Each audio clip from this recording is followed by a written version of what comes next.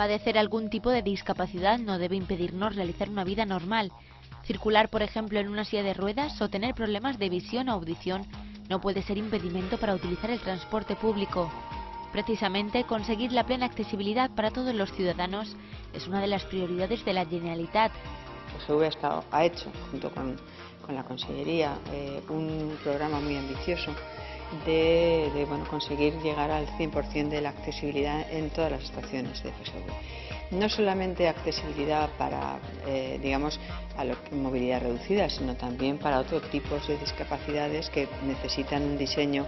Hemos introducido en nuestra cultura de PGV el diseño para todos y cada vez que hacemos algo pensamos para todos los que lo tengan que utilizar.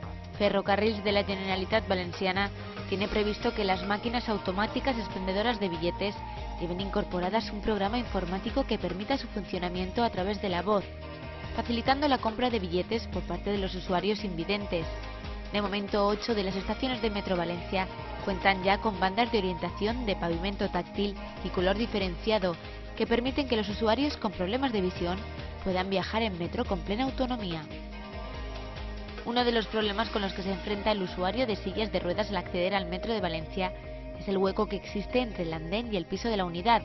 Para evitarlo, Ferrocarrils de la Generalitat ha instalado unas plataformas de obra que se ajustan longitudinalmente al andén para elevar su altura y prolongarlo a fin de reducir la distancia entre este y el piso de las unidades.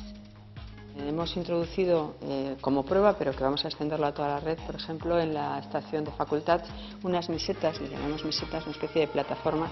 Esto lo que hace es que acerca mucho más el tren al andén y pues lo hace totalmente accesible. Y las facilidades para personas con discapacidad no quedan aquí.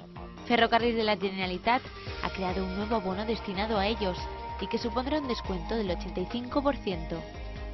Nosotros hemos hecho un bono para todas las personas que tuvieran una discapacidad a partir del 64%, es decir, ya con derecho de pensión, que facilita la movilidad, pero es un bono único, es decir, por 9,50 € al mes te puedes desplazar por toda la red.